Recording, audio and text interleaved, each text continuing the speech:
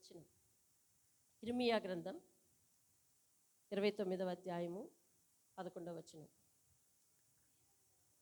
నేను మిమ్మల్ని గూర్చి ఉద్దేశించిన సంగతులను నేను ఎరుగుదును. రాబోవు కాలమందు మీకు నిరీక్షణ కలుగునట్లు అవి సమాధానకరమైన ఉద్దేశాలే కానీ హానికరమైనవి కావు. ఇదే యెహోవా వాక్కు. దేవుని స్తోత్రం కలుగునుగాక. హల్లెలూయా. దేవుడి వాక్యం చేత మనల్ని సంతృప్తిపరిచి సమాధానపరిచి దీవించి ఇంటికి పంపించునుగాక. ఆమేన్, ఆమేన్. చెప్పండి అందరూ దేవుని రెండు చేతుల పైకెత్తి ఆమేన్, ఆమేన్. దేవుని స్తోత్రం కలుగునుగాక. హల్లెలూయా. 29వ అధ్యాయంలో దేవుడు ఇర్మియాతో మాట్లాడుతున్నాడు. ఏమనంటే ఆ ముందు రాసుకొస్తాడన్నమాట. ఇశ్రాయేలీయులు యెషయా గ్రంథ ధ్యానాలు వింటున్న వాళ్ళకి కూడా అర్థమవుతుంది బాగా. ఇశ్రాయేలీయులు 70 సంవత్సరాలు బబులోను రాజ్యం చెరలోనికి వెళ్ళిపోయారు, అంటే కష్టాల్లోనికి వెళ్ళిపోయారు. వాళ్ళు అక్కడి నుంచి దేవుణ్ణి స్తుతించారు. ఏంటి మా జీవితంలో ఇలాంటి శ్రమలు వచ్చాయి అని. అప్పుడు దేవుడు వాళ్ళకి చెప్పమంటున్నాడు అనమాట. ఏమనంటే 11వ వచనం, నేను మిమ్మును గురించి, నేను మీకోసం, గురించి అంటే మీకోసం ఉద్దేశించిన ఉద్దేశములు, ఉద్దేశించిన సంగతులు నేను ఎరుగుదును. చాలా అక్కడ ఆగుదాం. దేవునికి మన విషయంలో ఒక ప్రత్యేకమైన ఉద్దేశం ఉంది. దేవునికి మన విషయంలో ప్రత్యేకమైన ఆలోచన ఉంది. అది ఎవరికి తెలుసు అంటే దేవునికి తెలుసు. ఎవరికి తెలుసు? అవి దేవునికి తెలుసు. నీ విషయంలో ఆయన నిన్ను ఎలా దీవించబోతున్నాడు, ఏం చేయాలని అనుకుంటున్నాడు, ఆ ఉద్దేశం అంతా ఆయన మనసులో ఉంది. ఆ ఉద్దేశం అంతా ఆయన మనసులో ఉంది. నేను అంటాను ఎలా ఉందో తెలుసా? ఆ ఉద్దేశంలో గర్భం ధరించి ఉంది అంటాను. అర్థం చేసుకోండి ఈ పదాన్ని. గర్భం ధరించి ఉన్న బిడ్డ ఎట్లా ఉందో చూడగలమా మనం? నిజ రూపాన్ని చూడగలమా? వాటి ఛాయని చూడగలుగుతున్నాం. ఇప్పుడు టెక్నాలజీ పెరిగింది కాబట్టి, ఏదైతే స్కానింగ్లో. కానీ నిజ రూపాన్ని చూడగలమా? చూడలేం. ఎప్పుడు అవ్వాలి అది? ప్రసవ కాలము పూర్తి అయిన తర్వాత మాత్రమే బిడ్డని మనము చూడగలము, చేతులతో తాకగలము. అవునా? అవునా? ఈ కాన్సెప్ట్ని మైండ్లో పెట్టుకోండి. దేవుడు మన విషయంలో ఎటువంటి ఉద్దేశం కలిగి ఉన్నాడు, ఏ మేలు చేయాలనుకుంటున్నాడు, ఎలా నీ జీవితాన్ని ఆశీర్వదించాలనుకుంటున్నాడు, ఏ స్థితిలో నిన్ను ముందంజలో ఉంచాలని అనుకుంటున్నాడు, రాబో కాలంలో నువ్వేమై ఉన్నావు, నీ జీవితంలోనికి ఎదురయ్యే కష్టమా, నష్టమా, వ్యాధ, బాధ ఏంటది, అది ఏమిటి, దాని విషయంలో నీకు ఎలాంటి విడిపింపు ఇవ్వాలనుకుంటున్నాడు దేవుడు. ఇవన్నీ కూడా ఆయనలో గర్భం ధరించి ఉన్నాయి. దేవునికి స్తోత్రం కలుగు. అవి ఎప్పుడు తెలుస్తాయి నీకు అని అంటే, అలా దేవుడు నిన్ను నేరుగా దీవించే సమయము దేవునికి వచ్చినప్పుడు, ఆ కార్యం నీ జీవితంలో నెరవేర్చినప్పుడు నీవు వాటిని కంటితో చూడగలవు, చేతితో తాకగలవు. దేవుని స్తోత్రం కలుగు. అర్థమైందా? ఆ కార్యములు నీ జీవితంలోనికి చేసినప్పుడు అర్థమవుతుందండి. నీకు విడుదల వస్తుంది, విడుదల వస్తుందని నేను మాట మాత్రం చెప్పినంత వరకు, దేవుడే నీకు కల్లో కనిపించి చెప్పినంత వరకు ఆ కార్యాన్ని నువ్వు ఇప్పుడు చూడలేవు. ఎలాగా? ఆ కార్యం ఎవరిలో నిగిప్తమైపోయి ఉంది, నిమగ్నమైపోయి ఉంది? దేవునిలో గుప్తమైపోయి ఉంది. అంటే అది ఆయన చేతిలో, ఆయన గర్భంలో ఉంచుకున్నాడు, ఆయన మనసులో ఉంచుకున్నాడు.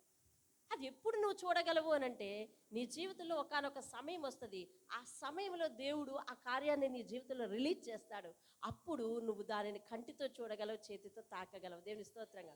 ఇప్పుడు అంటున్నాడు, నీ జీవితాలను బట్టి, ఇక్కడ ఎంతమంది అయితే కూర్చున్నారో ప్రతి ఒక్క వ్యక్తితో, కుటుంబంతో కాదు నేను చెప్పేది, ప్రతి ఒక్క వ్యక్తితో వ్యక్తిగతంగా దేవుడు ఒక వాగ్దానం చేస్తున్నాడు. ఏమనంటే, నేను నిన్ను గురించి భవిష్యత్తులో నువ్వేమై ఉండబోతున్నావో దానిని బట్టి నాకు ఒక ఉద్దేశం ఉంది.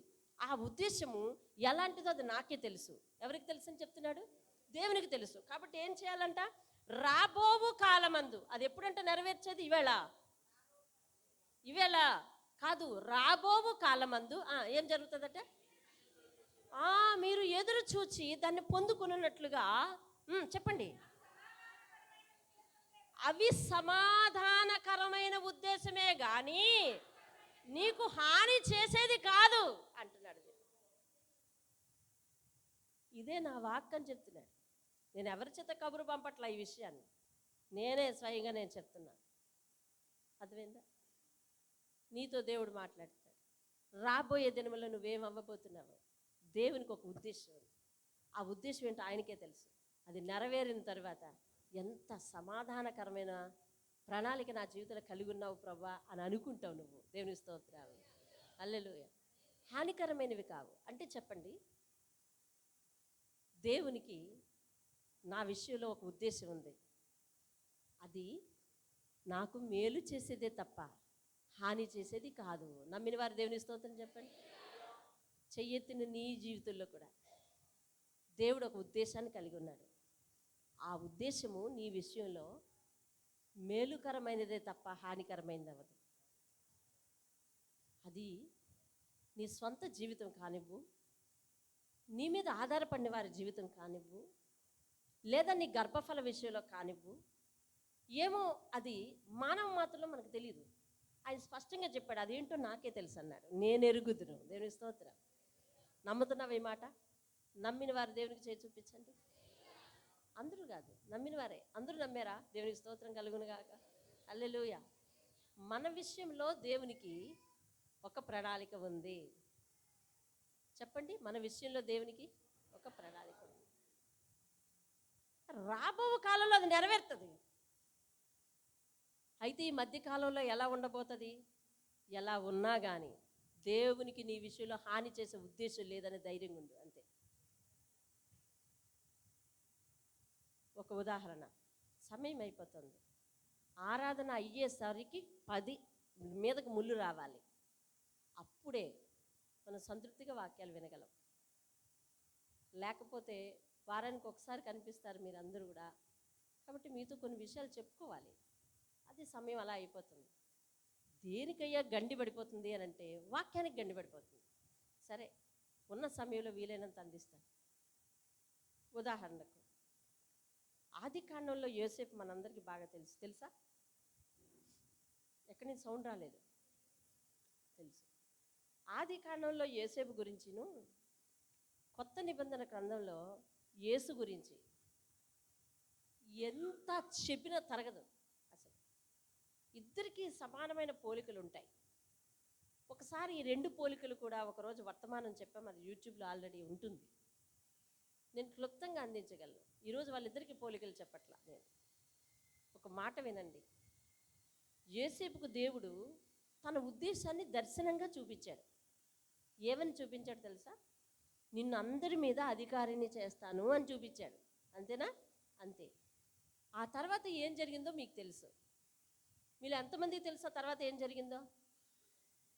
చెయ్యత్తని వాళ్ళందరికీ తెలియదు కదా? తెలియదు. ఆ కళ వచ్చిందని వాళ్ళ అన్నదమ్ములకు చెప్పాడు. చెప్తే, ఏంటి నువ్వు మా అందరి మీద అధికారిగా ఉంటావా? ఏంటి మా అందరి వెనకతలు పుట్టి మా అందరి మీద అధికారిగా ఉంటావా? పిచ్చి కింద అని కొట్టి పారేశాడు. మళ్ళా దేవుడు దర్శనం ఇచ్చాడు. సూర్యచంద్రులు ఆ 2 కూడా వచ్చి ఆయనకి నమస్కరిస్తున్నాయంట. ఈ 11 మంది నమస్కరిస్తున్నారంట. 11 మంది అంటే ఎవరు? అన్నదమ్ములు.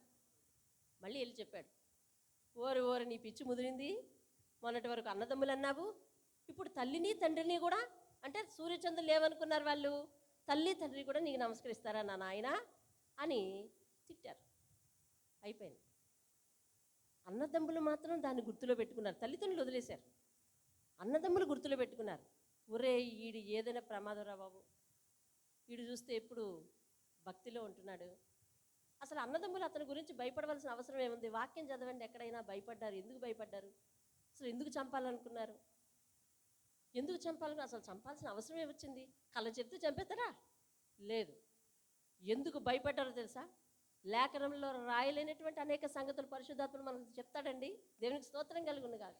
అవును, అక్కడ కళ వచ్చినట్టు ఉంటుంది, తర్వాత ఏమో చంపేద్దాం అనుకున్నారు ఉంటుంది. ఇన్ బిట్వీన్ ఏం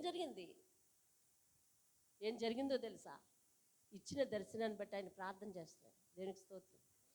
భక్తిగా నడుచుకుంటున్నాడు, దేవుని యందు భయభక్తులు కలిగి ఉంటున్నాడు, దేవుడు చెప్పిన మాట చేస్తున్నాడు, దేవుని యందు నిరీక్షణ ఉంచుతున్నాడు. వినాలి కదా?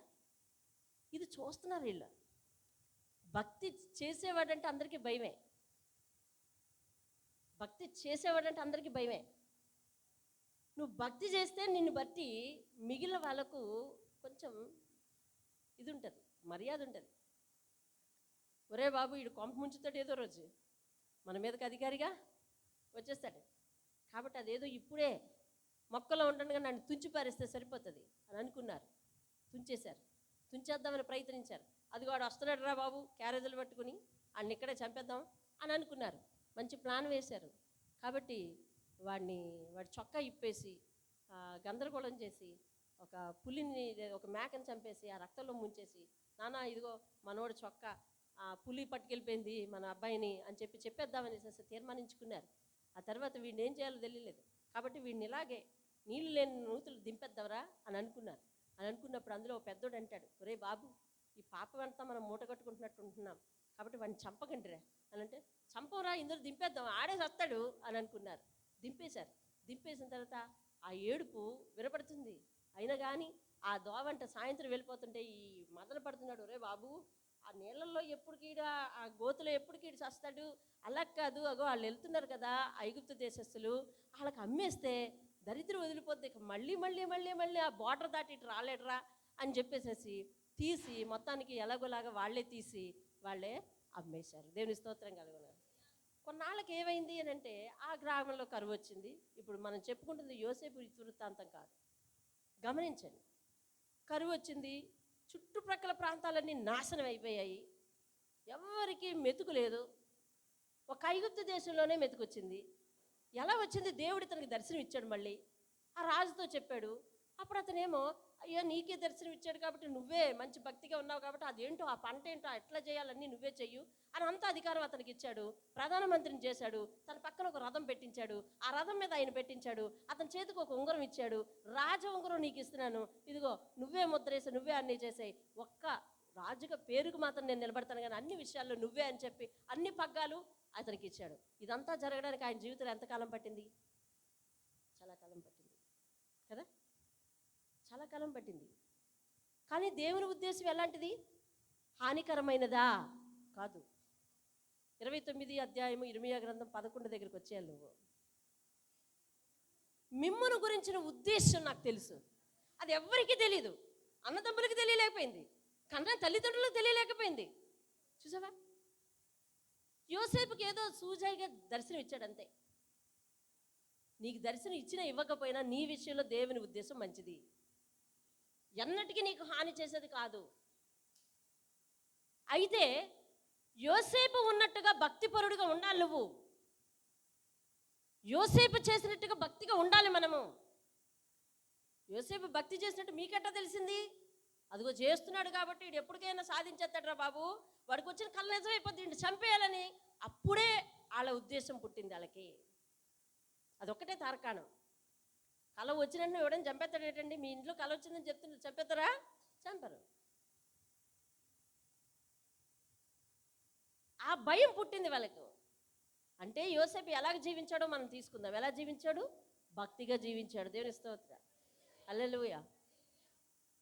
మొదలు పెడుతున్నాడు దేవుడు, కార్యం మొదలు పెడుతున్నాడు. ఏమని దర్శనం ఇచ్చాడు? అధికారిగా చేస్తానని దర్శనం ఇచ్చాడు. ఆ కార్యం మొదలు పెడుతున్నాడు దేవుడు. ఎట్లాగో తెలుసా? ముందు వాళ్ళల్లో పగబుట్టించాడు. అవునా? అవునా? చెప్పాలండి. ముందు వాళ్ళల్లో ఏం పుట్టించాడు? ఇదా దేవుడు ఉద్దేశాలు హానికరమైనవి కావన్నాడు. ఇదా అంటాం మనం. ఓ తల నేలకేసి కొట్టేసుకుంటాం. ఏమండి? ఇదా అతనికి ఏమన్నా తెలివి ఉందా? ఫస్ట్ ఏం పుట్టించాడు లవరాజు? పగ. ఏం పుట్టించాడు? మన బంధువులలో మన జీవితాల్లో కూడా ఇతరుల దగ్గర నుంచి మనకి నెగిటివ్ ఆలోచనలు పుట్టిస్తూ ఉంటాడు. దానికే భయపడిపోయి అమ్మమ్మమ్మ మీరు లేకపోతే మేమైపోతాం అవతల వాళ్ళని కాగలించేసుకుంటాం మనం. మీరు లేకపోతే నేను ఎక్కడ, మీరు లేకపోతే మేము ఎక్కడ? అబ్బాయి చిన్నప్పటి నుంచి మా పిల్లల్ని మమ్మల్ని మీరు పెంచింది కాదు, మీరు చెప్పినట్టే మేము వింటామని. ముందేం పుట్టించాడు? పగ. తర్వాత ఏమొచ్చింది? మరణం. వచ్చిందా? వస్తుందా లేదా చెప్పండి? ఆ గోతులు ఎందుకు వేశారండి? చచ్చిపోవాలని. మరణం. తరువాత ఏమొచ్చింది? బానిసత్వం వచ్చింది. అవునా? ఎలా వెళ్ళిపోయాడు ఆ దేశానికి? ప్రమోషన్ వచ్చిందా? పంపబడ్డాడు. ఏ విధంగా? బానిసగా పంపబడ్డాడు. తర్వాత ఏమొచ్చింది? బానిసత్వం వచ్చింది. దేవుడు చివరికి అంటాడు, నా ఉద్దేశం అది నీ విషయంలో అంటాడు. ఎందుకు అంటే నిన్ను హెచ్చు చేయాలని అంటాడు. ఎందుకు అంటే నిన్ను బట్టి అనేక మందిని రక్షించాలి అంటాడు. ఎందుకు అంటే నీ ప్రగతిని అనేక మంది చూడాలి అంటాడు. ఎందుకు అంటే నన్ను ప్రార్థించిన వారిని నేను కింద వదిలిపెట్టనని అందరికీ తెలియాలి అంటాడు. దేవుని స్తోత్రం. అయితే అయితే ఏంటి, అందరూ నన్ను చూడాలంటావు, అందరికీ నేను ఉపయోగపడాలంటావు. నిన్ను నీ మీద ఆధారపడిన వాళ్ళని అందరికీ అర్థమయ్యేలాగా ఇలాగ దేవుడు ఆశీర్వదిస్తాడని అర్థమయ్యేలాగా చూపించాలని అంటావు. అయితే ముందేమొచ్చింది? పగ. నన్ను అందరూ ద్వేషిస్తున్నారు. ముందేమొచ్చింది? రోగమా? అయ్యో నాకు బలహీనమైపోతుంది. ముందే వచ్చింది అవమానమా? ముందే వచ్చింది మరణ ఛాయలా? చచ్చిపోతాను అనిపిస్తుందా? చచ్చిపోవాలని అనిపిస్తుందా? కొంతమంది జీవితాల్లో చచ్చిపోవాలని అనిపిస్తుంది, కొంతమంది జీవితంలో చచ్చిపోతానేమో అనిపిస్తుంది. కానీ దేవుడి ఉద్దేశం నెరవేరే వరకు నువ్వు చెక్కు చెదరవు, అంతే. హల్లెలూయా. ఆయన మాట గొప్పది. ఆయన చెప్పాడు, ఈరోజు నీతో చెప్తున్నాడు. ఈరోజు మందిరానికి ఎంతమంది అయితే వచ్చారో వారందరితో దేవుడు చెప్తా ఉన్నాడు, నీ గురించి నాకు ఉద్దేశం ఉంది. అమ్మగారు, మీ గురించి నాకు ఉద్దేశం ఉంది, మీ గురించి నాకు ఉద్దేశం ఉంది. ఆ ఉద్దేశం రానున్న రోజుల్లో, వెంకటేష్ ఆలకిస్తున్నావా? ఆ ఉద్దేశం రానున్న రోజుల్లో మేలుకరమైందే కానీ హానికరమైంది కాదయ్యా చెప్తున్నాను. ఎవరు నమ్మితే ఆ వాగ్దానాన్ని పట్టుకుని వెళ్ళండి ఇంటికి. నా విషయంలో దేవుడికి ఒక ఉద్దేశం ఉంది, అది రాబో రోజుల్లో జరుగుతుంది. అందుకని యేసేపు జీవితంలో జరిగినట్టు జరుగుతుందా అని భయపడిపోకు. ఎప్పటికైనా అది నెరవేరుతుంది. దేవుని స్తోత్రం.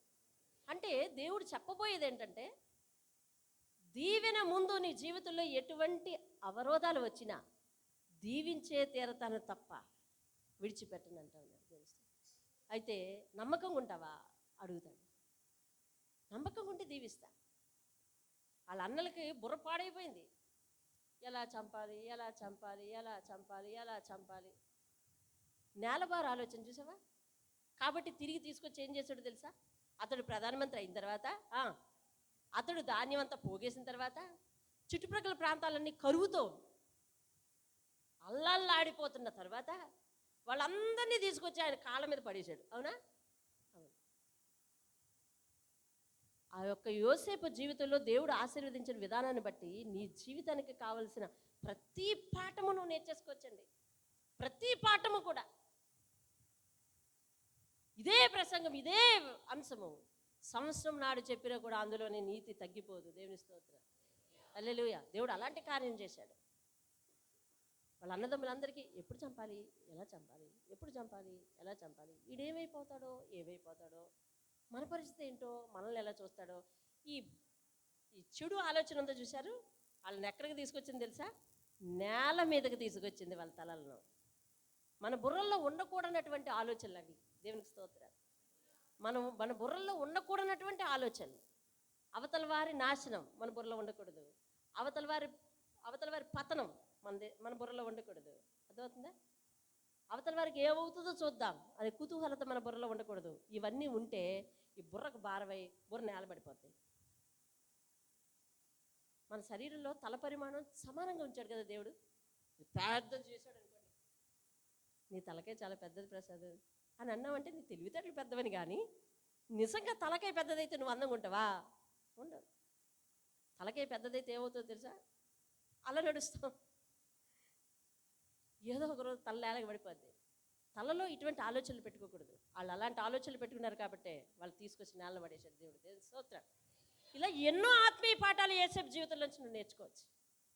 నీ మీద పగబట్టి వారు ఉన్నారా? తల బరువైపోతుంది, వాళ్ళకి నేలకు వస్తారు. నీ గురించి నేను అలాంటి ఉద్దేశం కలిగి ఉన్నాను, విను అంటే ఉన్నాడు. దేవుని స్తోత్రం కలిగి.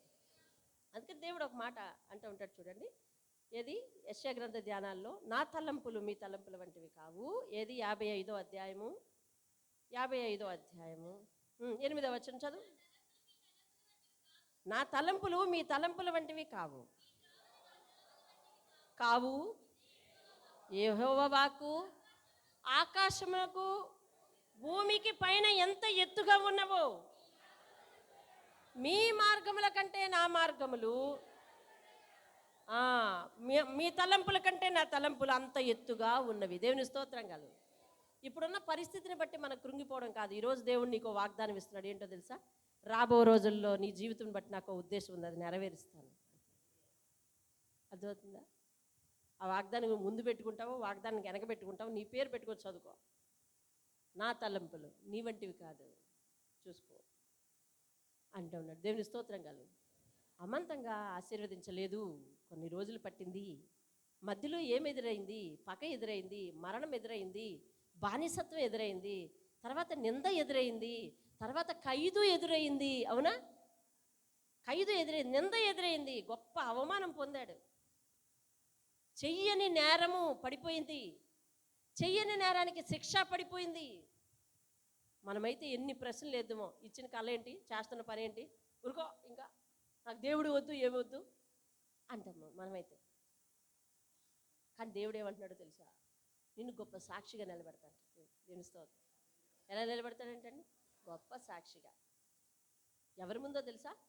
నిన్ను బాధించిన వారి ఎదుట, నిన్ను నలగగొట్టిన వారి ఎదుట, నిన్ను అవమానపరిచిన వారి ఎదుట, నీ మీద నింద మోపిన వారి ఎదుట. దేవుని స్తోత్రం కలుగును. హల్లెలూయా. నేను అదే ఉదయం పాప వీళ్ళు చాలా బాధపడతా ఉంటాను. నేను అదే అన్నా, మనం చేయవలసిందేమీ లేదు. ప్రవీణ్ వారి విషయంలో చెయ్యని నేరము కదా, చూసేవది.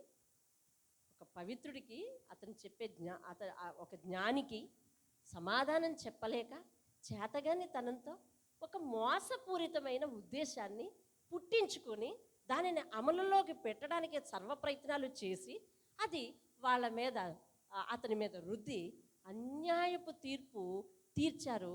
ఇది ఈనాడు జరిగింది కాదు, ఏనాడో యేసేపు జీవితంలో జరిగింది. లేవలేక మానాడా? దేవుని స్తోత్రం కలుగును గాక. హల్లెలూయా, హల్లెలూయా. యేసు విషయంలో జరిగింది. యేసయ్య పొందిన తీర్పు ఏమిటి? అన్యాయపు తీర్పు. వీరందరినీ పాడు చేస్తున్నాడు వీడు అన్నారు. మన వ్యాపారాలు చెడగొడుతున్నాడు వీడు అన్నారు. మన సిద్ధాంతాలను ప్రశ్నిస్తున్నాడు వీడు అన్నారు. ఇలాగే కానీ కొనసాగితే మనుష్యులెవ్వరూ మన అధికారానికి చోటివ్వరు అన్నారు. అయితే ఏం చేయాలి? ఒకటే మార్గం, సత్యాన్ని చంపాలి అంతే. ఏం చేయాలి? చంపాలి, అంతే మార్గం. చేతగాని వాడు ఆలోచించే ఆలోచనలవి. యేసేపు జీవితంలో వాళ్ళ అన్నలకు చేతగా లేదు. నాయనా మంచిది నాయనా నువ్వు వృద్ధిలోకి వస్తే అనలేదు. పోన్లేరా మా కడుపును పుట్టి మా రక్తం పంచుకొని పుట్టి నువ్వు ఒకడు ఫైల్లో ఉన్నావంటే మాకే కదా సంతోషం అని అనలేదు. ఏం చేశారు? నాశనం చేయాలని చూశారు. అయితే చూస్తున్న దేవుడు ఒకడున్నాడు మనకి. దేవుని స్తోత్రం. ఎవరి విషయంలోనైనా, ఇవాళ ఆయన విషయంలోనే కాదు, ఎవరి విషయంలోనైనా, నీ విషయంలోనైనా నా విషయంలోనైనా, నేను కూడా అప్పుడప్పుడు మా జీవితంలో చేసిన అన్యాయం మీకు చెప్తూ ఉండేదాన్ని. చూస్తున్న దేవుడు ఒకడున్నాడు. అతనికి భయపడితే చాలు, మనం అతని ఎంత శ్రద్ధ నిలిపితే చాలు. ఆయన ఉద్దేశం ఏమిటో మన విషయంలో నెరవేరుస్తాడంతే ఆయన. దేవుని స్తోత్రాలు. హల్లెలూయా. ఆయన ఉద్దేశం ఏమిటో నీ విషయంలో నెరవేరుస్తాడంతే. దావీదుకి వాళ్ళ అన్నదమ్ములకి ఇష్టం లేదు. అసలు దావీదు నా కొడుకని చెప్పుకోవడానికి తండ్రికి పెద్దగా ఇష్టం లేదు. కానీ ఏం జరిగింది? ఒకనాడు దేవుడు, నేను ఏర్పరచుకోబోయే వ్యక్తి, నా హృదయానికి ఇష్టమైన వ్యక్తి, నన్ను అస్తమాటు స్తుతిస్తున్న వ్యక్తి, నా విషయంలో మరవకుండా ధ్యానం చేస్తున్న వ్యక్తి ఒకడు ఉన్నాడు, అతన్ని అభిషేకించు వెళ్ళు అని చెప్పి ఆ ఊరు పంపించాడు. ఆ ఊరు వెళ్ళాడు ఈయన. వెళ్ళేసరికి పొలమని అందరూ వచ్చేసారు. ఏమయ్యా ఏమయ్యా వస్తున్నావు? ప్రవక్త వస్తున్నాడంటే భయం వాళ్ళకి, ఏం చెప్తాడో అని.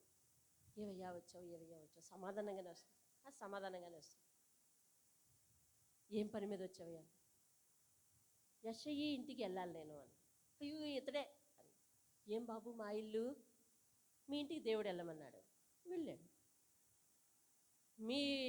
నీ కుమారులు ఉన్నారా? ఉన్నారు బాబు అన్నాడు. ఎంతమంది? 7 చెప్పాడు. -1 చేశాడు. మీ కుమారుల్లో ఒక కుమారుని దేవుడు అభిషేకించమంటున్నాడు. అబ్బా అవునా బాబు? వాళ్ళేమో యుద్ధ వీరులు, ఈయనేమో గొర్రెలు కాసుకుంటున్నాడు. అసలు యెషయికి కూడా అంచనా రావాలి కదా. అయితే ఈ 7 ఎవరో ఒకరు ఆయనకి బలసాలు అవసరం అయ్యి ఉంటుంది అని అనుకున్నాడు పాపం. అర్థమైందా? కాబట్టి ఆ 7గురిని తీసుకొచ్చి నిలబెట్టి ఒక్కడిని ఎదురుగుండా తీసుకొచ్చాడు. తీసుకొస్తే అతడు చాలా పొడుగున్నాడంట, బాగున్నాడంట. అందుకని ఈయన లేచి దీవించేద్దామని అనుకుంటుంటే దేవుని స్వరం ఆయనకి వినబడుతుంది. ఏమన్నా తెలుసా? సమూయేలు, నేను కోరుకున్నవాడు ఇతడు కాదు. ఏమి చూసి లెగిసిపోతున్నావు? ఒడ్డు పొడుగును చూసా, పైన ఆకారాన్ని లక్ష్యపెట్టు దేవుణ్ణి నేను కాదు, హృదయమును అంతరింద్రియమును లక్ష్యపెట్టు దేవుణ్ణి నేను కాదు. కూర్చునిపోయాడు. వచ్చినోడు పక్కకి వెళ్ళిపోయాడు. ఈయన కాదంటయ్యా, ఇంకోటి ఉన్నాడయ్యా, తీసుకొచ్చాడు. Same process. 7వాడు వచ్చాడు, సేమ్ ప్రాసెస్. అప్పటికేం చెప్పాలి కదా, ఆయన మాట్లాడకుండా ఊరుకున్నాడు. అప్పుడు సమూయేలే తిరిగి అడుగుతున్నాడు, ఏంటి నన్ను పంపించిన పనేమిటి, ఇక్కడ జరుగుతుంది ఏమిటి? ఏమయ్యా, ఇంకేమన్నా కుమారులు ఉన్నారు నీకు? ఉన్నాడయ్యా, కడసారపు వాడు ఉన్నాడయ్యా. ఎక్కడున్నాడు? ఆ గొర్రెలు కాస్త తుప్పలు అంటుంటాడు. పిలిపించి ఒకసారి. 7గురు ఇంతమందిని వదిలేసి ఆడిని రమ్మంటున్నాడు ఏంటి అని బుర్రలో తెగ ఆలోచనలు తిరిగేస్తూ ఉంటాయి. కానీ తప్పదు, రప్పించాడు. నిజంగా అక్కడ వాక్యం చదువుతుంటండి మనసులో ఒక ఉద్రేకం వచ్చేస్తుంది. అతడట వచ్చి చూరి దూరతుంటుండే కానీ నేను కోరుకున్నవాడు ఇతడే లే అంటాడట. దేవుని స్తోత్రం, హల్లెలూయా. నేను కోరుకున్నవాడు ఇతడే లేచి అభిషేకించు. ఆకారం చూస్తే ఎట్టగుంది? ఆయన ఉద్దేశించాడు అని అంటే నువ్వు తుప్పల్లో ఉండు, డొంకల్లో ఉండు, ఎక్కడైనా ఉండు, అనవసరం. ఆయన ఉద్దేశించాడు అని అంటే నలుగురిని సెలెక్ట్ చేసి నిలబెట్టక్కర్లేదు. ఆయన ఉద్దేశించాడు అంటే నీ రూపం ఎలా ఉన్నా పర్వాలేదు. ఆయన ఉద్దేశించాడు అంటే నువ్వు జ్ఞానివి అవ్వకపోయినా పర్వాలేదు. ఆయన ఉద్దేశించాడు అంటే అందరూ విడిచిపెట్టి ఎన్నిక చేయకుండా ఆడాడి పనికిరాడని నీ మీద స్టాంప్ వేసినా పర్వాలేదు. ఆయన ఉద్దేశించాడంటే నెరవేర్చే తీరుతాడు. అది హానికరమైనది కాదు, మేలుకరమైనదే. అంటే వాక్యంలో అలా ఉందో లేదో నాకు తెలియదు. సాధారణంగా నేను అనుకుంటా తర్వాత దావీదు మహారాజు అయినప్పుడు ఆ సైన్యంలో మన అన్నలు కూడా ఉండుంటారు అనిపిస్తుంది నాకు. ఆ సైన్యంలో ఎవరుంటారు? అన్నలు ఉండి ఉంటారు అనిపిస్తుంది. ఎందుకంటే అంతకుముందు సౌలు రాజు దగ్గర సైన్యంలో ఎవరున్నారు? వాళ్ళే ఉన్నారు. కాబట్టి నేను రాజు అయ్యాను కాబట్టి మీ సంగతి తెలుస్తా అని వచ్చిన వెంటనే ఊస్టింగ్ ఆర్డర్లు ఇవ్వలేదు. వాళ్ళకి ఉండే ఉంటారు అందులో. పరిశుద్ధాత్ముడు అన్నీ రాయలేదు. ఆ తర్వాత అది గుర్తు చేసుకుని నేను చాలా నవ్వుకున్నాను. ఉండే ఉంటారు అందులో. దేవుని స్తోత్రం కలుగునుగా. పత్రం చూడాలనుకుంటావా? ఎక్కడుంటావో తెలుసా? అది వేరు. లేదా నీ పని నువ్వు చేసుకొని దేవుని మీద ఆధారపడతావా? విజయ పతాకం నీ చేతిలో పెడతాడు దేవుడు. దేవుని స్తోత్రం కలుగును కాదు. హల్లెలూయా. ఆయన గురించి నీకు ఉద్దేశం ఉంది. ఒకటి ప్రార్థన చెయ్యి, అయ్యా నా బిడ్డల పట్ల నా పట్ల నీ ఉద్దేశం ఏమిటి అంటే. దేవునికి స్తోత్రం కలుగును. హల్లెలూయా. పైగా తెలుసా, న్యాయాన్ని అన్యాయంగా మార్చాలన్నా సత్యాన్ని అసత్యంగా మార్చాలన్నా కొంత డబ్బు కావాలి. అవునా? కావాలా వద్దా? కావాలి. యేసయ్యను అధికారులకు అప్పగించడానికి 30 వెండి నాణాలు అవసరమైనవి. అవునా? యోసేపును ఐగుప్తులకు అమ్మడానికి కొంత డబ్బు అవసరమైంది. ఐగుప్తులు డబ్బు ఇచ్చారు. అది కూడా 30 వెండి నాణాలు అనుకుంటా, 30 20 వెండి నాణాలు ఇచ్చారు. ఇద్దరికి సిమిలారిటీ అండి. 30 వెండి నాణాలే అనుకుంటా కూడా ఇచ్చారు. ఆ 30 వెండి నాణాలు ఎవడండి ఖర్చు పెట్టుకున్నాడు? అన్నలే కదా చెప్పాలి. అనలే కదా, అన్నలే. తీసుకొచ్చి తలకాయలు ఎక్కడ పెట్టారు? కొద్ది రోజుల తర్వాత కాళ్ళ మీద పెట్టారు. కాళ్ళ మీద పెట్టారు. నీ ఇష్టం. డబ్బుతో చేస్తావో తారుమారు, నోటితో చేస్తావో తారుమారు, ఏమండి జనాన్ని పెట్టి చేస్తామో తారుమారు. కానీ దేవుడు మాత్రం వాటన్నిటినీ సరిచేసే రోజు ప్రతి ఒక్కరి జీవితంలో ఉంటుంది. దేవుని స్తోత్రం కాదు. కాబట్టి మన విషయంలో ఆయన ఉద్దేశం మాత్రం చాలా మంచిదే. ఎదురవుతున్నాయా ఇబ్బందులు, ఎదురవుతున్నాయా కష్టాలు, ఎదురవుతున్నాయా సమస్యలు, అరే నిన్న మొన్న పచ్చగా ఉండవలసింది ఈవేళ ఎండిపోయినట్టుగా కనిపిస్తుందా? భయపడద్దు. దేవా నా జీవితంలో నీ ఉద్దేశం ఏమిటి అడుగు. నా జీవితంలో నీ ఉద్దేశం ఏంటి అని అడుగు.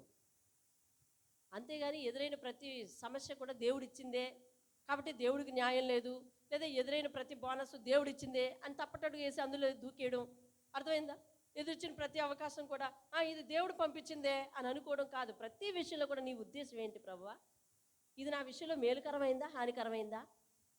ఏదో నాకు ఇట్టి అవకాశం వస్తుందని నేను ఉవ్విళ్ళు ఊరుతున్నానా, లేదా ఎదురు చూస్తూ నీ దగ్గర ప్రార్థన చేయగలుగుతున్నానా? ప్రతి దానికి ఆయన దగ్గర మోకరించి ఆయన అడగాలి, ఆయన ఉద్దేశం అడగాలి. దేవుని స్తోత్రం కలుగును.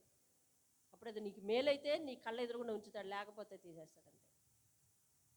నేను ఎప్పుడు ఇట్లని ప్రార్థన చేస్తాను, అయ్యా నా జీవితానికి ఏదైతే ఆశీర్వాదకరమో, నేను ఏ విషయాన్ని బట్టి అయితే ఆనందించగలనో, భవిష్యత్తులో దానిని బట్టి నేను ఏడవకుండా బాధపడకుండా ఉండగలనో, అట్టి వస్తువే కానీ, అట్టి మనిషే కానీ, అట్టి పరిస్థితులే కానీ నా జీవితంలోనికి, నా గడపలోనికి రానివ్వు ప్రభువా అని అనుకుంటా. అని ఏం చేయాలి? గడపలో ఉండాలి. అంతేగాని అన్నిటి కోసం పరిగెడతా ఉన్నామనుకో, వచ్చేది ఏమవుతుందో తెలుసా? హానికరమైనదే వస్తుంది. ఆయన ఉద్దేశం ఏమిటి? ఊరుకోవాలి.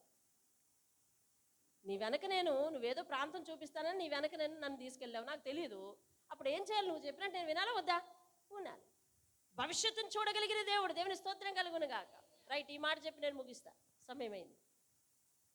భవిష్యత్తును చూడగలిగిన దేవుడు. ఇప్పుడు యోసేపు ఏం చేస్తున్నాడు తెలుసా? చుట్టూరు చూసుకుంటున్నాడు. ఏముంది? గొయ్య. గొత్తులో పడేసిన తర్వాత చుట్టూరు చూసుకున్నాడు. శ్యాము ఏం కనిపిస్తుంది? గొయ్య. చుట్టూరు చూసుకుంటాడు. కానీ తనకు ఒక ఆలోచన ఉంది, ఇది కాదు నా జీవితం. దేవుని స్తోత్రం. నీకు ఉండాలి ఆ నిరీక్షణ, ఇది కాదు నీ జీవితం. అలా ఆశ పెట్టుకోగలవా? అలా ఆశ పెట్టుకోగలవా? నేను కొన్నాళ్ళ వరకు పెట్టుకోలేకపోయాను, అందుకే చచ్చిపోవాలని అనుకున్నాను. నీతో చెప్పా కదా, సంఘంతో చెప్పానా లేదా? చచ్చిపోవాలి, ఇప్పుడే చచ్చిపోవాలి, ఇప్పుడే. అంటే నా ఉద్దేశాలు నెరవేర్చడం కోసం దేవుడు హంతకుడు అవ్వాలా? అచ్చే, ఇప్పుడే చచ్చిపోవాలనుకుంటున్నాను. యోసేపు అనుకున్నాడు, చుట్టూరు చూశాడు. ఆయన ఎక్కడైనా మాట మెదిపినట్టుగా ఏది చూపించు, ఎక్కడైనా దేవుడు అన్యాయం చేసినట్టుగా చూపించు, ఉందా? లేదు. నీకు నిరీక్షణ కలుగునట్లు రాబో కాలంలో అవి సమాధానకరమైన ఉద్దేశంలే కానీ హానికరమైనవి కావు. నువ్వు కోరుండి తెచ్చేసుకున్నావు అనుకుంటావో, అది తప్పు. దేవుని విషయంలో నిరీక్షించాలి. దేవుని స్తోత్రం కలుగును. హల్లెలూయా. ఒకసారి కీర్తన 45 చదువు, ముగిద్దాం. 45. యెహోవా నా దేవా, నీవు మా ఎడల జరిగించిన ఆశ్చర్య క్రియలను, మా ఎడల నీకున్న తలంపులు ఎలాగా? బహు విస్తారములు. వాటిని వివరించి చెప్పేదని అనుకుంటున్నా, అవి లెక్కకు మించి ఉన్నవి. నీకు సాటి అయిన వాడు ఒక్కడు లేడు అని స్తుతిస్తున్నాడు. ఎవరో తెలుసా? అదిగో ఆ గొర్రెలను కాచుకునేవాడే. ఆయన దీవించబడిన తర్వాత ఆ మాట చెప్పగలుగుతున్నాడు. దేవుని స్తోత్రం కలుగునుగా. నీకు సాటి అయిన దేవుడు ఎవరు లేరయ్యా. వినాలి. ఒక చేతగాని విషయాన్ని చేత వచ్చినట్టు చేయగలవయ్యా. ఒక పడిపోయిన విషయాన్ని నువ్వు నిలబెట్టగలవయ్యా. ఒక ఓడిన బ్రతుకును గెలిపించగలవయ్యా. నీకు సాటైన వాడు ఎవరు లేరు. నువ్వు చేసే కార్యాలు ఆశ్చర్య కార్యములు అంటున్నాడు. అందుకని చూడండి, విలాప వాక్యంలో ఒక మాట ఉంది. విలాప వాక్యములు, విలాప వాక్యములు 3వ అధ్యాయం 26వ వచనం చూడు.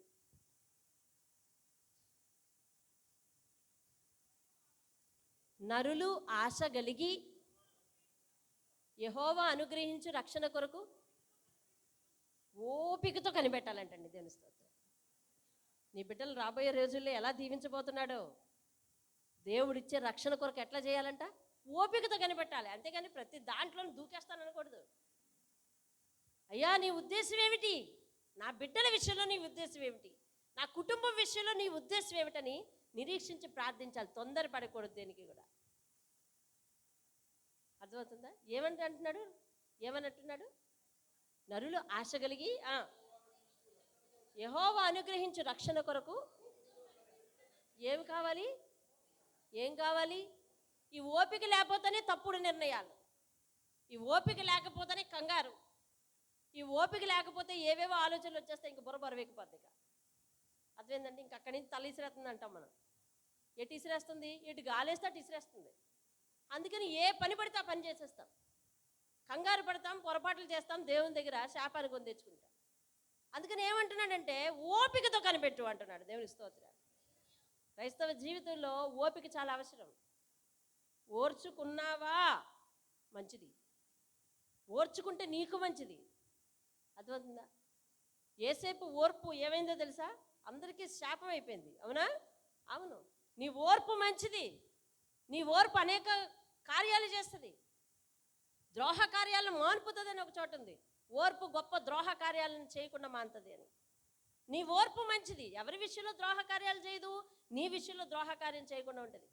నీ ఓర్పు నీకు మంచిది. దేవుని స్తోత్రం కలుగును. అంతే. కంగారు పడ్డం, ఇదిలో చేయడం, అట్లా చేయడం కాదు. అర్థమవుతుందా? మొన్న ఆయన మన ఇంటికి వచ్చాడు, ఏదో డబ్బులు ఇవ్వమని అడగటానికి వచ్చాడు. ఏం చేస్తున్నారండి అని అంటే సువార్త చేస్తున్నానంటే, సరే ఈ పరిస్థితి ఏంటి అని, ఎందుకు ఇలాగ ప్రతి ఇంటికి తిరుగుతున్నారు అని అడిగాను. డబ్బులు ఇమ్మని ఎందుకు అడుగుతున్నారు, ప్రతి ఇంటికి అడుగుతున్నారు అని. నా పోషణ ఎలాగమ్మా? ఎవరు లేరా? లేరు. ఎవరెవరు వదిలిపెట్టేశారో చెప్తున్నాడు. భార్య వదిలిపెట్టేసింది, బిడ్డ వదిలిపెట్టేశాడు, బీటెక్ చేస్తాడు, బెంగళూరులో ఉన్నాడు. తర్వాత పాప వదిలిపెట్టేశారు, అందరూ వదిలిపెట్టేశారు. కానీ న్యాయ నిర్ణేత అయిన దేవుడు నా పక్షాన ఉన్నాడు అన్నాడు. నేను ఆలకించి అన్నాను, న్యాయ నిర్ణేత అయిన దేవుడు నీ పక్షాన ఉండాలి అంటే నువ్వు న్యాయంగా ఉండాలి అన్నా. అంటే ఇట్లా చూశాడు తేల్చి, అవును, నీ నోట నుండి వచ్చే దుర్వాసనకి న్యాయం ఎట్లా చేస్తాడు దేవుడు? డబ్బులు దేనికి నీకు? కుటుంబ పోషణకా, లేదా నీ కడుపు నింపుకోవడానిక? ఆహారం కాని దాని కొరకు డబ్బులు చెల్లించి నీ ఆరోగ్యాన్ని పాడు చేసుకుంటే కుటుంబం అందరూ ఆదరిస్తారా? తలకు ఆటంకంగా ఉండి సంఘానికి ఆటంకంగా ఉంటే సంఘం ఆదరిస్తుందా, కుటుంబం ఆదరిస్తుందా? వాళ్ళు విడిచిపెట్టారు, వీళ్ళు విడిచిపెట్టారు అని అనుకునే బదులు హృదయాన్ని మార్చుకుంటే బాగుంటుంది. అది మార్చుకోండి. ఇప్పటికి చాలాసార్లు వచ్చారు, ఈ పద్ధతి బాగాలేదు. ఇదే స్థితి మీలో కొనసాగితే గనక మీ ముగింపు ఎట్లా ఉంటుందో ఒకసారి ఆలోచించుకోండి అని ఒక అంశం అతను హృదయంలో వేసాను. వెళ్ళిపోయాడు. మనందరము ఆలోచించవలసింది ముగింపు కోసం. ముగింపు ఆలోచించుకోవాలి. ఇప్పుడు ఏదో తొందరపడి వేడి రక్తం మీద ఉన్నాం, ఉడుకు రక్తం మీద ఉన్నాం, అందులో ఉప్పు ఉంది, అందులో కారం ఉంది, అందులో లాజిక్ ఉంది అని అన్నాం అనుకో, ముగింపు ఎట్లా ఉంటుంది? ముగింపు కోసం మనం ఏం చేయాలంటే ఓపికతో దేవుడిచ్చే బహుమానం కొరకు, ఆయన ఉద్దేశాలు మన జీవితంలో నెరవేరడం కోసం ఓపికతో ఎదురు చూడాలి. దేవుని స్తోత్రం కలుగును గాక. హల్లెలూయా. ఓపిక ఓపిక ఓపిక కలిగి ఉండాలి. ఓపిక కలిగి ఉండు అంటూ ఉన్నాడు. యోసేపుకి వాక్చాతుర్యం ఉంది, లేకపోతే అంత పరిపాలన చేయగలరా చెప్పండి? ప్రధానమంత్రి అయిన దగ్గర నుంచి ఆయన చాతుర్యం అంతా కనిపిస్తుంటుంది కదా. మంచి నేర్పరి, మంచి జ్ఞాని, మంచి మాటకారి. అవునా? మాట్లాడరేమర్రా? టైం అవుతుందా? లేదు కదా. అయిపోయింది. అది ఎప్పుడో అవుతుందా అంటే అవ్వక ముందు అనుకోవాలి. అయిపోయిన తర్వాత ఇంకెందుకు, నిండా మునిగిపోయిన తర్వాత కదా అంటే వదలదు. తెలిసిపోయింది మీకు. వినండి, అతను మాటకారని ఎలా తెలిసింది ప్రధానమంత్రి అయిన తర్వాత? అవునా? అతడు నేర్పరి అని ఎలా తెలిసింది ప్రధానమంత్రి అయిన తర్వాత? అతడు మంచి జ్ఞాని అని ఎట్లా తెలిసింది అతడు ప్రధానమంత్రి అయిన తర్వాత? ఈ జ్ఞానము, ఈ మాట నేర్పరితనము, ఈ చాకచక్యం అతడు అన్యాయానికి గురైనప్పుడు లేదా? ఉంది. మాట్లాడా? మాట్లాడలేదు. ఇవాళ ప్రవీణ్ గారి భార్య కూడా అంట, సర్లేండి తాగే చచ్చిపోయాడు అనుకోండి, అలాగే కేసు క్లోజ్ చేసేయండి, మీ ఇష్టం ఏమన్నా అనుకోండి అనే స్థితికి వచ్చారు. తల వంచుకొని ఉన్నంత మాత్రాన కిరీటం నేలకు పడిపోదు. అర్థమవుతుందా? నిన్ను బాధించే వారి ఎదుట తల దించుకొని ఉన్నంత మాత్రాన కిరీటం నేలకు పడిపోదు. ఆ కిరీటం ఎవరు పెట్టిందంటే దేవుడు పెట్టింది. దేవుని స్తోత్రం. హల్లెలూయా. మన తలల మీద కిరీటం దేవుడు ఉంచాలి అనుకుంటే తల ఉంచుకున్నంత మాత్రాన పడిపోదండి. తల ఉంచుకున్నంత మాత్రాన పడిపోదు. దేవుని స్తోత్రం కలుగునుగా. కాబట్టి ఓపిక అవసరం అంటారు. దేవుని స్తోత్రం. ఓపిక పెట్టాడు. వీడు చూసావా అని సొంత భార్య ఫరో భార్య, అమ్మ వినాలి, సొంత భార్య ఫరో కంప్లైంట్ చేసింది, ఇప్పుడు చూసావా నా మీద అఘాయిత్యం చేశాడు అని. వెంటనే పడేయండిరా అందులో అనేసాడు. అంతే. అయ్యా నా పరిస్థితి ఏంటి, నా ప్రవర్తన ఏంటి, అసలు నోరిప్పి చెప్పాలనుకోలేదే, ఎందుకంత చేతగానగా ఊరుకున్నాడు అని అనిపిస్తుంది అది చదువుతున్నంతసేపు. అంటే ఇతనికి నోరు లేదేమో, మాట్లాడేమో, బుద్ధి లేదేమో, తెలివి లేదేమో అనిపిస్తుంది. ఏది అధికారం చేతబట్టిన తర్వాత ఎట్లా చేశాడు చూడు. అవునా? వాళ్ళ అన్నదమ్ములు అందరూ వచ్చారు. వస్తే ఏం చేశాడు? ఓపికతో అంటాడు 50వ అధ్యాయమనా, అది 50వ అధ్యాయం చివరి అధ్యాయంలో, అన్నయ్యా మీరు నాకు కీడు చేయాలనుకున్నారు కానీ ఈ దినమున ఇలా జరిగేటట్లు అనగా ఈ ప్రజలందరినీ బ్రతికించడానికి, నా కుటుంబాన్ని బ్రతికించుకోవటానికి, నా కుటుంబాన్ని పోషించుకోవటానికి దేవుడు ఉద్దేశించాడు. మీ ఒక్కరి గురించి కాదు దేవుని ఉద్దేశం, అందరి గురించి నన్ను ఉద్దేశించాడు. కాబట్టి మీరు హాని తలపెట్టారని అనుకుంటున్నారు కానీ దేవుడు అది నా జీవితంలో మేలే చేశాడు. కాబట్టి ఏం బాధపడకండి అన్నాడు. చాలు సిగ్గుతో చచ్చిపోవడానికి. అంతేనా? అయిపోయింది. అందుకే వాక్య సత్యాలు తెలిసిన తర్వాత అనుకుంటా నేను ఇప్పుడు, మనల్ని ఎవరెవరైతే బాధపడుతున్నారో, ఎవరెవరైతే బాధిస్తారో దేవుని స్తోత్రం, వాళ్ళు ఆశీర్వదించబడును కాక. నిన్ను దేశించే వాళ్ళు లేకపోతే నీలోని దేవుని క్రియ ప్రారంభం కాదు. దేవుని క్రియ ప్రారంభం అవుతుంది. దేవుడు నిన్ను హెచ్చిస్తాడు, దేవుడు నిన్ను పైకే నిలబెడతాడు. ఆయన నీ విషయంలో ఉద్దేశించిన ఉద్దేశాలు ఎలాంటివి చెప్పండి? ఎవరి విషయంలో చెప్పండి, మీరు చెప్పుకోండి. నా విషయంలో చెప్పుకోండి. దేవుడు ఉద్దేశించిన, అయ్యయ్యో మీ విషయంలో చెప్పు కృష్ణ, నీ విషయంలో దేవుడు ఉద్దేశించిన ఉద్దేశములు చెప్పు అన్నా. నీ విషయంలో దేవుడు ఉద్దేశించిన ఉద్దేశములు సమాధానకరమైనవే, హానికరమే కాదు. ఇప్పుడు మన ఇంట్లో లోటు కనిపించవచ్చు, మన ఇంటిలో ఏంటి అలజడి లేకపోవచ్చు, మన ఇంటిలో కరువు కనిపించవచ్చు. ఏంటి దేవుడిని నమ్మావు, నీ ఇంట్లో లోటు ఉందని ప్రతి మంది ప్రశ్నించవచ్చు. ఓర్పు అవసరం. దేవుని స్తోత్రం. హల్లెలూయా. ఎంతమంది అయితే ప్రశ్నించారో అందరి ఎదుట తల ఎత్తుకుని నిలబడే రోజు ఒకటి. తల ఎత్తుకుని నిలబడిపోయినా పర్వాలేదు, మనకి కిరీటం ఉంటుంది మన నెత్తి మీద, ఎక్కడున్నా కనిపిస్తాం. దేవుని స్తోత్రం. అవునా? అవును. ఇలా నడవక్కర్లేదండి మనం. దేవుడు ఆశీర్వదించిన తర్వాత అర్థమైందా? మనం ఎక్కడున్నా కనిపిస్తాం. ఈ మధ్య పుట్టినరోజుకి సరుకులు అమ్ముతున్నారు, అందులో కిరీటం ఒకటి పెడుతున్నారు. చూసావా? ఎందుకని? షీ ఈజ్ స్పెషలైజ్డ్ అని అర్థం, హీ ఈజ్ స్పెషలైజ్డ్ అని అర్థం. అవునా? This is the day, it is very special day for him అని అర్థం. అవును కదా? ఆమెకు అది చాలా ఇంపార్టెంట్ రోజు, అందుకని ఈమె కిరీటం పెట్టుకుంది అని గుర్తించడానికి. అప్పుడు పుట్టినరోజు బాబు ఎక్కడుంది, ఏది ఎక్కడ ఎత్తుకోవాల్సిన అవసరం ఉందా? ఆ కిరీటం ఎక్కడ కదులుతుంటే అక్కడ ఉన్నట్టే. అంతేనా? అవును. దేవుడు కిరీటం మన నెత్తి మీద పెట్టాక మనం ఇలా నిలబడక్కర్లేదు. మనం ఎప్పుడు ఎలా తగ్గించుకున్నా అలా తగ్గించుకుంటే చాలు, మన కిరీటం అందరికీ కనిపిస్తుంది. దేవుని స్తోత్రం కలుగునుగాక. ఈ వాక్యం నమ్మిన వారు అందరి తలల మీద దేవుడు ఒక కిరీటాన్ని ఉంచబోతున్నాడు. రాబోయే రోజుల్లో మీ కుటుంబము, మీ బంధువులు, మీ వారందరూ కూడా చూసేటట్లు ఆ కిరీటాన్ని పైకి ఎత్తబోతుంటాడు దేవుడు. దేవుని స్తోత్రం కలుగునుగాక. ఈరోజు మందిరానికి హాజరైన నీకు దేవుడు ఒక వాగ్దానం చేస్తున్నాడు. ఏంటంటే నీ గురించి, అమ్మా, ఆడవాళ్ళైతే ఆడవాళ్ళు, మగవాళ్ళైతే మగవాళ్ళు, పిల్లలైతే పిల్లలు, అయ్యా అమ్మ మీ గురించి నాకు ఒక ఉద్దేశం ఉంది, అదేంటో నాకు తెలుసు, ఓపికతో కనిపెట్టు, ఎన్ని అవాంతరాలు వస్తున్నాయి ఇబ్బంది పడకు, నేనున్నానని మర్చిపోకు, వాగ్దానం ఇచ్చిన వాడిని నెరవేరుస్తాను. అది సమాధానకరమైన ఉద్దేశమే కానీ హానికరమైనది కాదు. కాబట్టి కష్టాలు ఎదురవుతున్నప్పుడు దేవుని ఉద్దేశం ఇదా అని ప్రశ్నించకు, నేను సమాధానకరమైన ఉద్దేశాన్ని నీ జీవితంలో నెరవేరుస్తాను. అప్పుడు నీ తల మీద ఒక కిరీటం ఉంటుంది, అందరూ దానిని చూసి ఆనందిస్తారు. నమ్మితే మోకరించు. దేవుని స్తోత్రం. హల్లెలూయా. మోకరిద్దాం.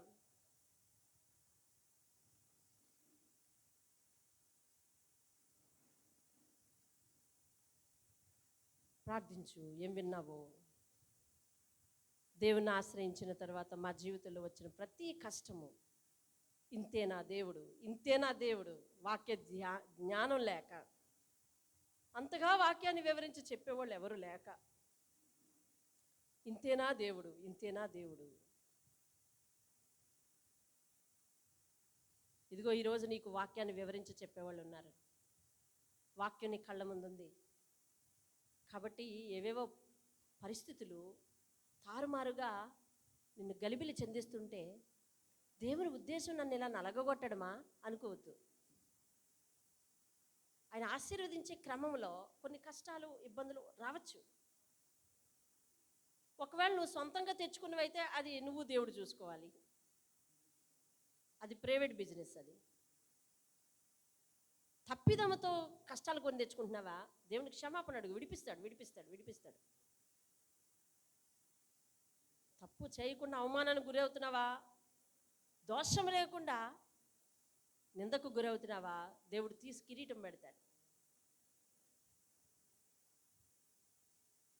మహోన్నతుడైన దేవానికి వందనాలు. ఈరోజు విన్న వాక్యం ప్రతి ఒక్కరి జీవితంలో దీవించి ఆశీర్వదించి మీ నామానికి మహిమ తెచ్చుకోండి. మహిమ ఘనత ప్రభావం పొందండి. వారిని బట్టి నీ ఉద్దేశాలు ఏమేమి ఉన్నాయో నైనా మా పట్ల నీ ఉద్దేశం ఏమిటి అని వారు ప్రార్థించుకోవటానికి, దాన్ని నెరవేరే వరకు, ఆ బహుమానం అందుకునే వరకు, రాబో కాలం వరకు ఓపికతో కనిపెట్టడానికి సహాయం అనుగ్రహించి మీ నామానికి మహిమ తెచ్చుకోమని, మహిమ ఘనత ప్రభావం మీరే పొందమని, ఎవరి జీవితంలో ఏదైనా నిరాశ కలిగినప్పుడు యోసేపుని జ్ఞాపకం చేసుకొని అయ్యా ముందుకు ఓపికతో ఎదురుకెళ్ళడానికి సహాయం చేయమని యేసయ్య అతి శ్రేష్టమైన నామంలో అడిగి వేడుకుంటున్నాను పరమ తండ్రి. ఆమేన్ ఆమేన్ ఆమేన్. యేసు రక్తమే జయం, సిలువ రక్తమే జయం. ప్రవేశనామే సంపూర్ణ విజయం కలుగును గాక. అపవాది క్రియలకు అనంత నాశనం కలుగును గాక. ఆమేన్. తండ్రి అయిన దేవుని ప్రేమ, కుమారుడైన యేసుక్రీస్తు వారి యొక్క కృప, పరిశుద్ధాత్మ అన్యోన్య సహవాసం మనందరికీ సదాకాలం తోడై ఆయన ఉద్దేశములు మన జీవితంలో నెరవేర్చి సాక్షిగా నిలబెట్టి నడిపించును గాక. ఆమేన్ ఆమేన్.